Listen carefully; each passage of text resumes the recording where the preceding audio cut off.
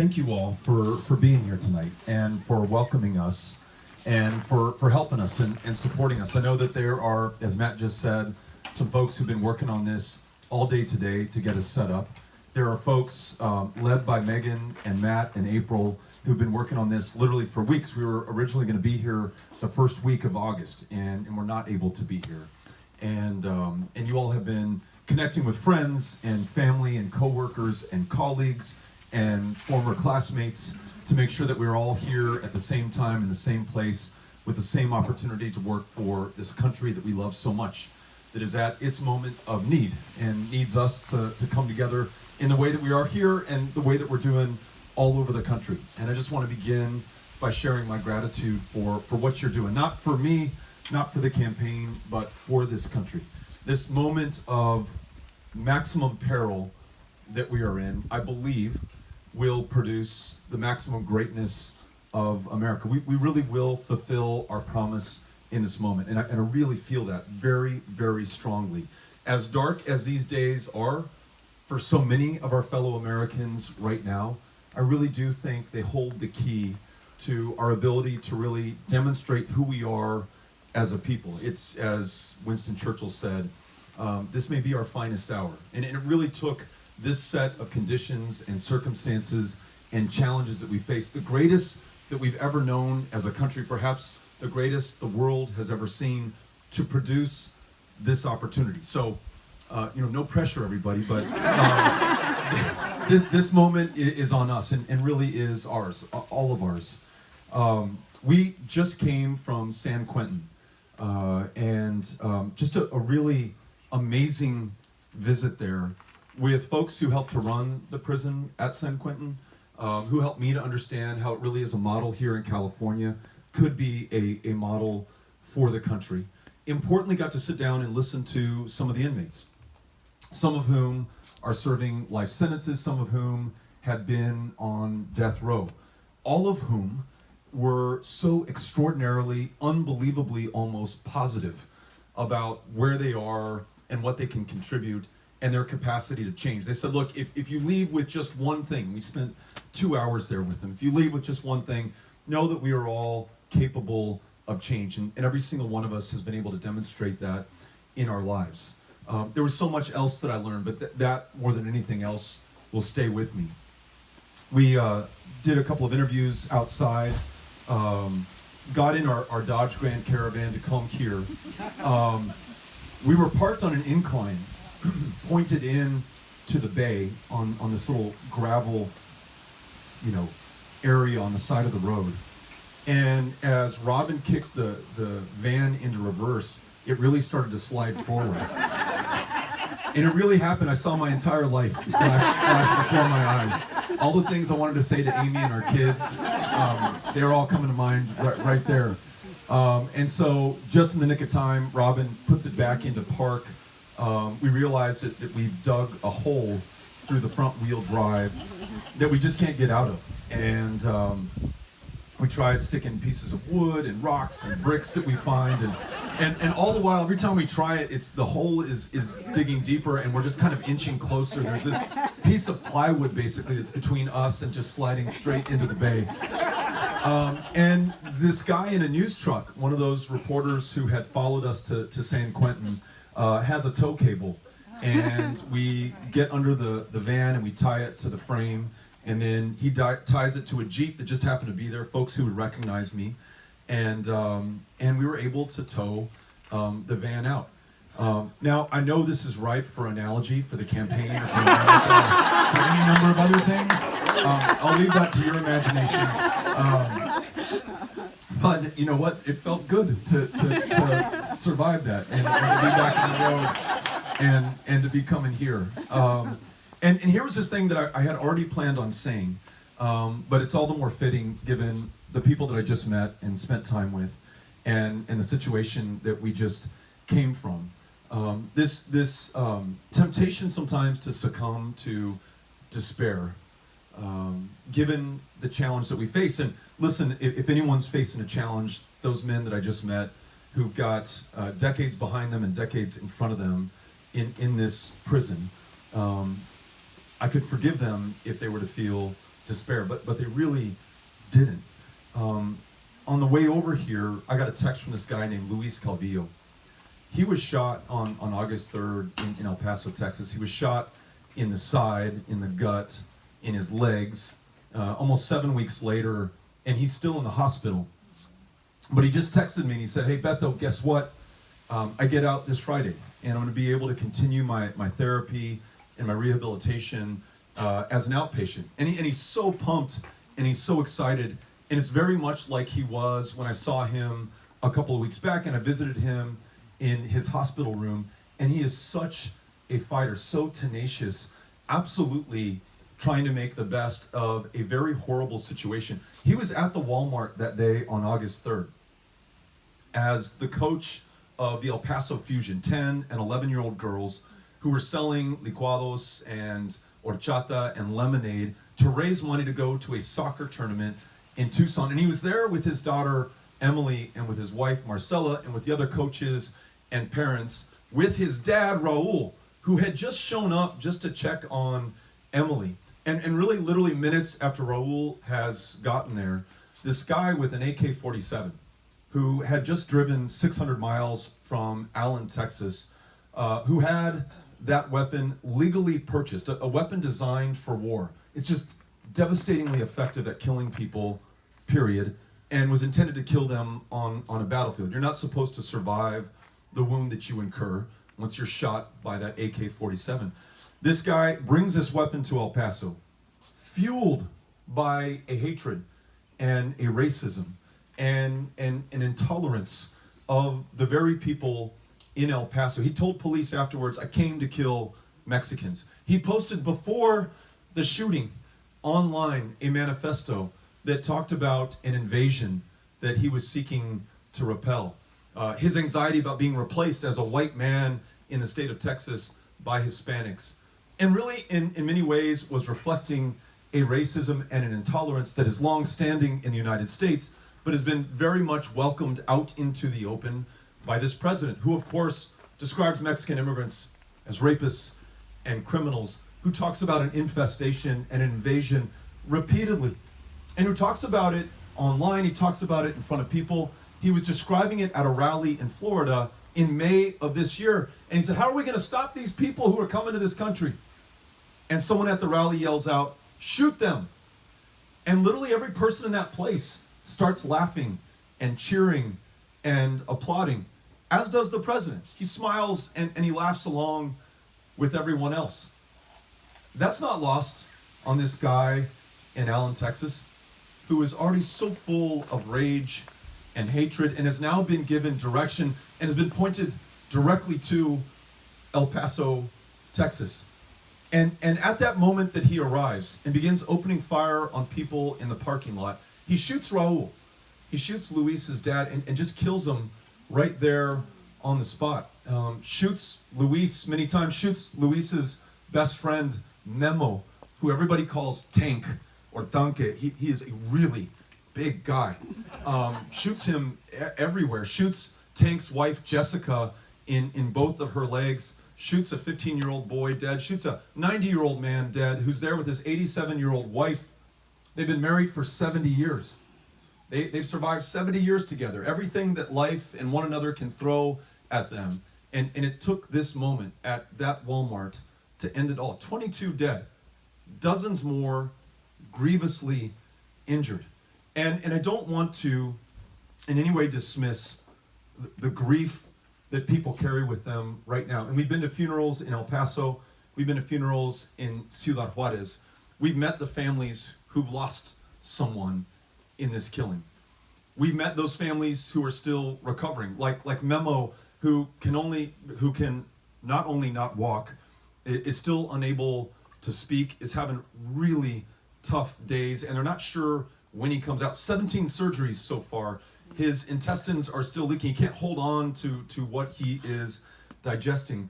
I just want to tell you all of that because the people of El Paso, and most importantly those who experienced that shooting in that Walmart, have refused to allow that to define them or to define us or to define this country. Their persistence and perseverance their courage, their tenacity, to overcome their injuries and their wounds and their grief. But also, if that killer came to us, because of what makes us so special, we're an 85% Mexican-American community. We're a city of immigrants, and the sons and daughters of immigrants and asylum seekers and refugees. Perhaps that also holds an answer going forward to the rest of this country, that we in El Paso do not see our differences as dangerous or disqualifying. We know they're fundamental to our success, to our strength, and yes, to our safety and to our security. El Paso, prior to that shooting, was one of, if not the safest cities in the United States of America. Not despite, but because it is that city of immigrants. It is connected to the rest of the world, joined at the hip with Ciudad Juarez, forming the largest binational community in the Western Hemisphere. Nothing to be defensive about, or apologize for, or wall off, or lock up, or come and shoot people in. Everything to celebrate, to show as an example for the rest of the country. And also a reminder that when we fail to see things clearly, this racism that had long been a part of the country, the fact that we are so violent, we lose 40,000 people to gun violence every year in this country, and in any meaningful way we have not lifted a finger to that. Not universal background checks, not red flag laws, not an end to the sale of weapons of war, certainly not reclaiming those weapons of war that have already been sold. Sooner or later, those challenges and those problems are going to find every single one of us, and they found us in El Paso on August 3rd, but they taught us to see this, to call it by its right name, and then to describe the action that we will take, and to be bold and fearless in doing so.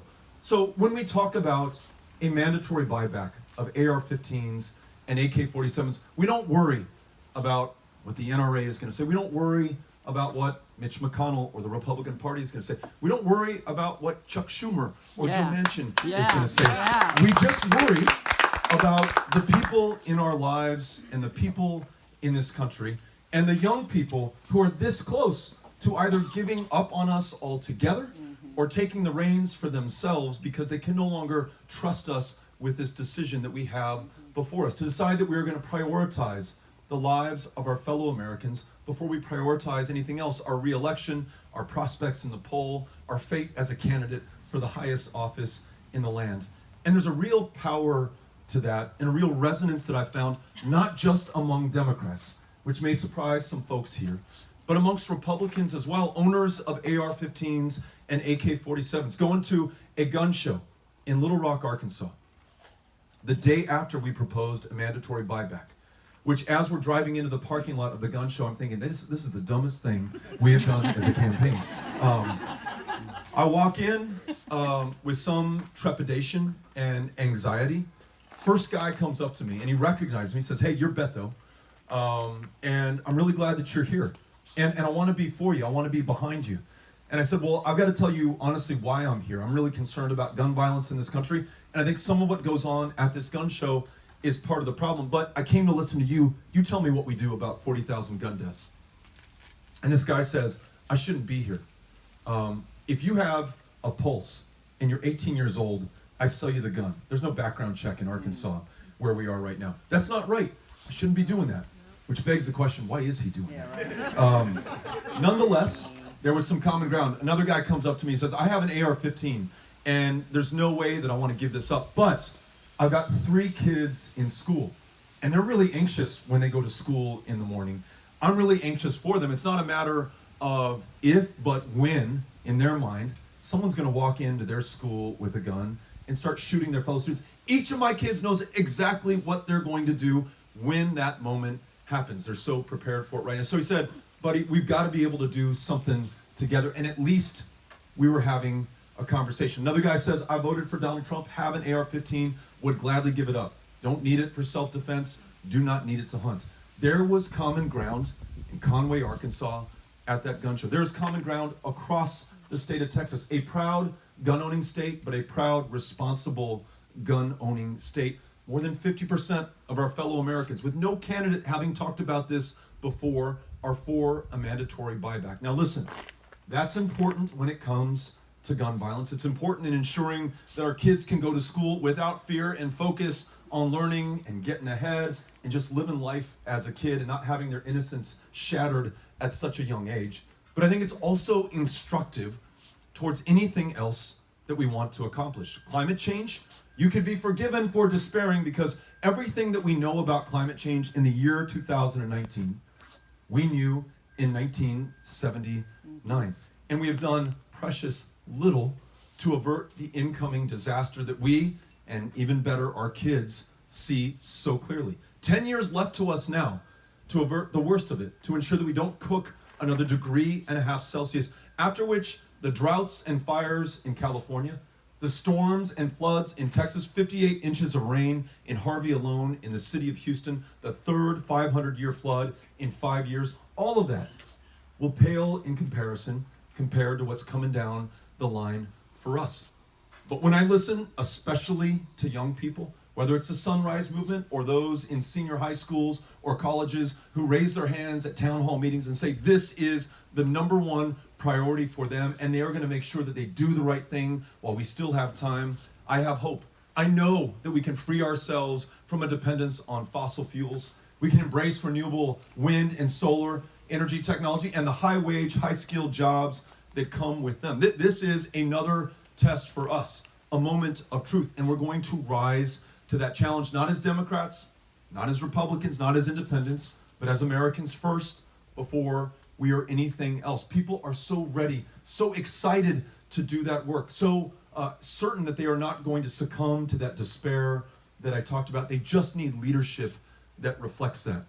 So while calling these things out for what they are, drawing the connections as we did with that shooting in El Paso, Texas, but ending on a note of hope and optimism and opportunity and action, that's our chance right now. And that's how we are going to approach every single issue before us, from immigration to healthcare to the environment to anything else that brought you here tonight and has you engaged in this democracy. This campaign will reflect it. And I'll close with this.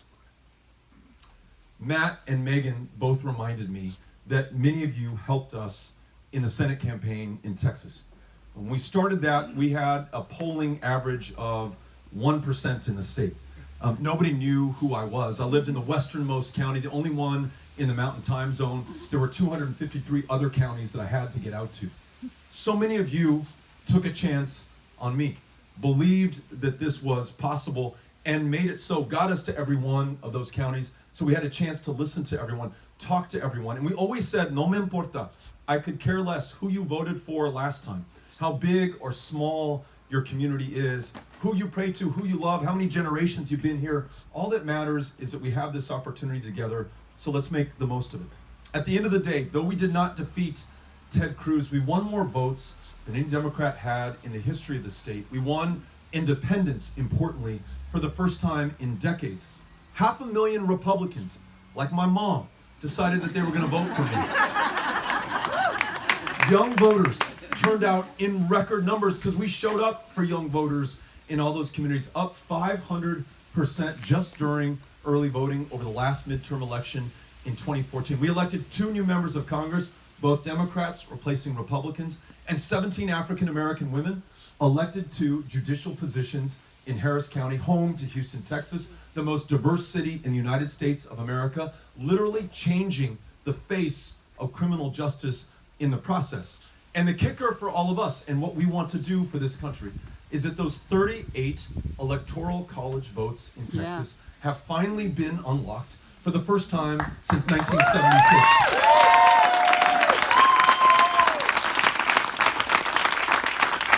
So I strongly believe that by seeing things clearly, speaking honestly, acting decisively, being big and bold when we talk about the future of this country, and including everyone, and I mean everyone, whether you're in San Quentin prison or whether you're as Republican as they come, in the conversation, in the solution, in the future, there is no stopping us. There's no stopping this campaign and our ability to defeat Donald Trump in November. There is no stopping us in our ability to bring a very divided, very highly polarized country together again in January of 2021. Thank you all for giving us the chance to do this, for being here tonight. Very grateful. That's cool. Matt, April.